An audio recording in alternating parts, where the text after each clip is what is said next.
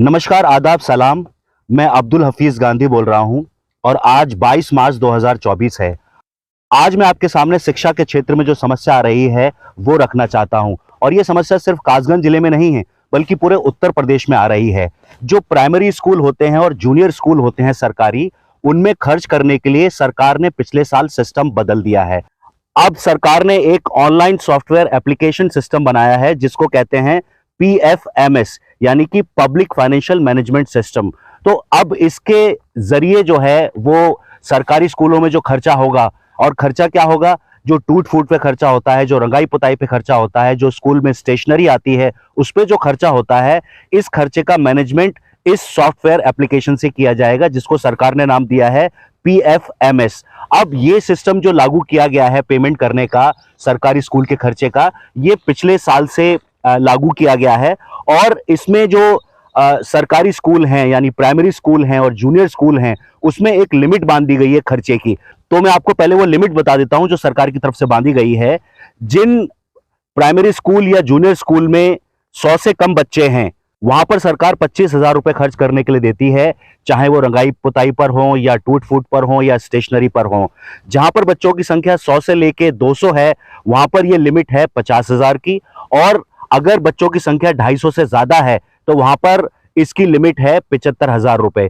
यानी जो मैंने आपको लिमिट बताई है 25,000 रुपए की, 50,000 रुपए की या 75,000 रुपए की, ये बच्चों के हिसाब से है कि उस स्कूल में बच्चों की तादाद या संख्या कितनी है। अब आ जाइए कि ये खर्च का फैसला कौन करता है। तो इसके लिए एक कमेटी बनती है स्कूल के अंदर, जिसके अंदर अभिभावक रहते हैं यानी कि बच्चों के माता पिता रहते हैं करीब 11, उसके बाद अध्यापक रहते हैं, लेखपाल रहते हैं, इस तरह की कमेटी है। और ये कमेटी फैसला करती है कि किन किन जगहों पे पैसा खर्च होना है। ये जो प्रस्ताव इस कमेटी ने बनाया है, इस प्रस्ताव को फिर बेसिक शिक्षा विभाग से अप्रूव भी कराया जाता है। तो मैंने बताया आपको ये कमेटी फैसला करती है, लेकिन इस पैसे को निकालने का अधिकार किसको है? तो इस पैसे को निकालने का अधिकार हेडमास्टर को है, जो स्कूल का हेडमास्टर है। हेडमास्टर एक पीपीए इशू करते हैं। पीपीए का मतलब होता है प्रिंट पेमेंट एडवाइस।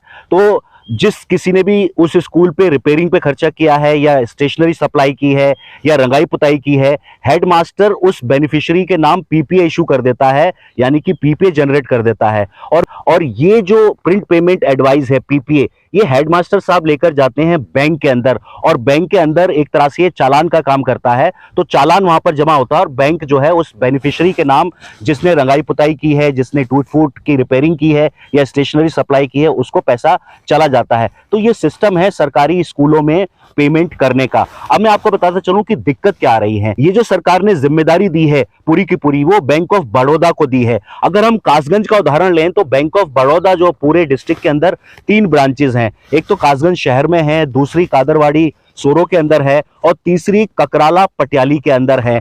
पूरे कासगंज के अंदर 1462 प्राइमरी और जूनियर स्कूल हैं।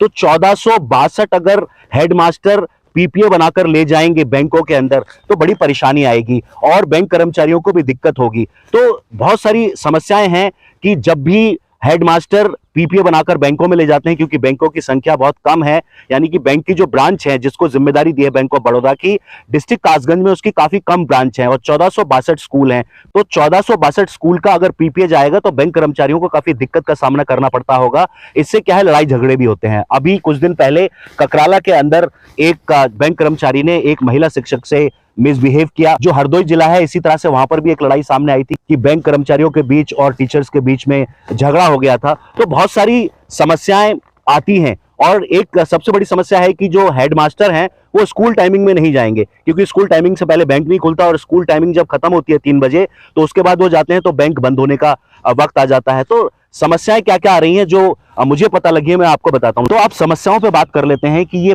पीएफएमएस सिस्टम जो सरकार ने लागू किया है, इसमें क्या क्या समस्याएं आ रही हैं, और कासगंज डिस्ट्रिक्ट को उदाहरण लेके चलते हैं। तो मैंने आपको बताया कि कासगंज डिस्ट्रिक्ट में जो बैंक देख रहा है वो है बैंक ऑफ बड़ौदा और उसकी 3 ब्रांचेस हैं, और मैंने बताया कि कहां कहां हैं। तो सबसे पहली जो समस्या आ रही है जो स्कूल वालों को, वो समस्या आ रही है दूरी की समस्या। दूरी का इशू है कि जो ब्रांचेस हैं वो स्कूल से 20-25 किलोमीटर दूर हैं, जहां पर जो हेडमास्टर हैं उनको जाने आने में काफी दिक्कत का सामना करना पड़ता है।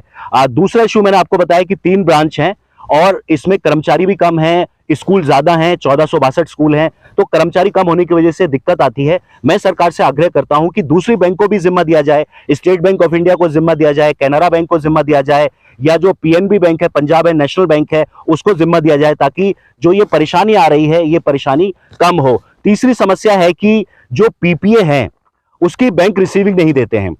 बैंक जो हेडमास्टर हैं वो बैंक के पास 2 पीपीए की कॉपी ले जाते हैं, एक जमा हो जाती है और एक पर वो चाहते हैं कि रिसीविंग दी जाए, ताकि ये पता लग सके कि बैंक में उन्होंने पीपीए कब जमा किया है, क्योंकि पीपीए की जो एक्सपायरी डेट है वो 10 दिन है, 10 दिन के अंदर पीपीए एक्सपायर हो जाता है। तो ये पता होना चाहिए कि बैंक ने वो पीपीए कब जमा किया है, इसके लिए रिसीविंग दिया जाना जरूरी है। लेकिन बैंक के द्वारा क्या किया जाता है, जो दूसरी कॉपी पीपीए की होती है उस पर मोहर मार के वो दे देते हैं, वो रिसीविंग कर नहीं देते हैं। जिससे हुआ क्या कि पिछले फाइनेंशियल ईयर में सिर्फ पटियाली ब्लॉक का 10 लाख रुपए लैप्स हो गया, क्योंकि बैंक ने वो पास नहीं किए। अब पटियाली ब्लॉक में 190 स्कूल हैं और 190 स्कूल का करीब 10 लाख रुपए पिछले फाइनेंशियल ईयर में एक तरह से लैप्स हो गया था, क्योंकि बैंक कम है, पीपीए की संख्या ज्यादा हो जाती है, इसलिए बैंक इसको पास करने में थोड़ा असमर्थ रहते हैं। चौथी समस्या ये है कि जो बेसिक शिक्षा विभाग है उत्तर प्रदेश का, वो सिर्फ मार्च के महीने में पैसा देता है। जो पीएफएमएस सिस्टम है उसके अंदर मार्च में ही पैसा देता है। अब मार्च में ही फाइनेंशियल ईयर एंड होना होता है, तो सारे अध्यापकों को मार्च में ही ये पैसा खत्म करना है। अब आप लगा लीजिए मार्च के अंदर काफी त्योहार आते हैं, होली आ रही है, अब कुछ ही दिन में होली है, अब बैंक बंद रहेगा और 31 मार्च तक ये पीपीए का चालान वहां जमा हो जाना चाहिए। तो दिक्कत ये आती है कि अक्सर जो है पैसा लैप्स हो जाता है, क्योंकि बेसिक शिक्षा जो विभाग है वो मार्च के अंदर ही ये इस मद में पैसा देता है। हम समझते हैं कि ये पैसा पहले आना चाहिए, क्योंकि अगर आप आखिरी महीने में, जो फाइनेंशियल ईयर का आखिरी महीना है उसके अंदर आप पैसा देंगे तो आपाधापी हो जाएगी कि इस पैसे को कैसे खर्च किया जाए, और बैंक को भी काफी परेशानी का सामना करना पड़ सकता है। जो दूसरी समस्या वो ये है कि इन सबकी जिम्मेदारी जो है, अगर पैसा लैप्स हो जाता है तो सारी की सारी जिम्मेदारी अध्यापकों पे डाल दी जाती है कि आपकी वजह से पैसा लैप्स हो गया, जबकि सरकार जिम्मेदार है इसके लिए। सरकार ऐसे जिम्मेदार है कि जब आप मार्च के महीने में, जो आखिरी फाइनेंशियल ईयर का महीना, अगर आप उसमें पैसा देंगे तो ये पैसा कैसे खर्च होगा। सरकार को चाहिए कि पहले पैसा दे दे ताकि पूरे साल इस मद में खर्च होता रहे। जो एक और परेशानी इसमें आती है वो ये आती है कि अक्सर बैंक कर्मचारियों में और अध्यापकों में झगड़ा होता है। मैंने आपको बताया कि ककराला, जो पटियाली के पास बैंक ऑफ बड़ौदा की ब्रांच है, वहां भी एक झगड़ा हुआ था। हरदोई जिले के अंदर भी अभी कुछ दिन पहले झगड़ा हुआ था। तो इस तरह के झगड़े होते रहते हैं, क्योंकि मैंने आपको बताया जो पीपीए है उसकी जो एक्सपायरी डेट है वो 10 दिन है। तो टीचर भी चाहते हैं कि जल्दी पास हो जाए, बैंक कर्मचारी कम है, वो पास इसको नहीं कर पाते हैं। तो बहुत सारी समस्याएं मैंने आपको बताई हैं। सरकार ने ये सिस्टम निकाला था कि करप्शन कम हो जाए, लेकिन हम समझते हैं कि करप्शन कम करने के लिए आपको सिस्टम सुधारना होगा। पहली चीज तो ये कि आप पैसा मार्च में मत दीजिए, पैसा पहले दे दीजिए, ताकि टीचर्स को ये आसानी हो कि वो कहाँ कहाँ पैसा खर्च कर सकें। और जो ये कमेटी बनी है अभिभावकों की, लेखपाल की और अध्यापकों की, वो पूरे साल फैसला कर सकें कि इस पैसे का इस्तेमाल कहां पर करना है। तो मैंने आपको परेशानियां बताई, और सबसे बड़ी परेशानी है कि सरकार ने ये जो जिम्मा है इस पेमेंट का, ये सिर्फ बैंक ऑफ बड़ौदा को दिया हुआ है। और कासगंज डिस्ट्रिक्ट में सिर्फ 3 ब्रांचेस हैं बैंक ऑफ बड़ौदा की। कासगंज शहर में है, कादरवाड़ी सोरो में है और ककराला पटियाली के अंदर है। हम ये चाहते हैं कि दूसरे बैंकों को भी इसका जिम्मा दिया जाए, स्टेट बैंक को दिया जाए, पीएनबी को दिया जाए, कैनरा बैंक को दिया जाए, या सरकार जिसको उचित समझती है और भी बैंकों को इसका जिम्मा दिया जाए। तो ये जो झगड़े वगैरह हो रहे हैं ये झगड़े कम होंगे। मैं इस तरह की समस्याएं उठाता रहूंगा। मैंने आपको बताया मेरा नाम अब्दुल हफीज गांधी है। अगर आपको इस तरह की कोई भी समस्या है, चाहे वो सरकारी कर्मचारियों को समस्या हो या एक आम आदमी को समस्या हो, ये आप समस्या मुझ तक पहुंचा सकते हैं। मेरा नंबर है 7007305274। मैं आपकी समस्या जरूर उठाऊंगा। बहुत बहुत धन्यवाद।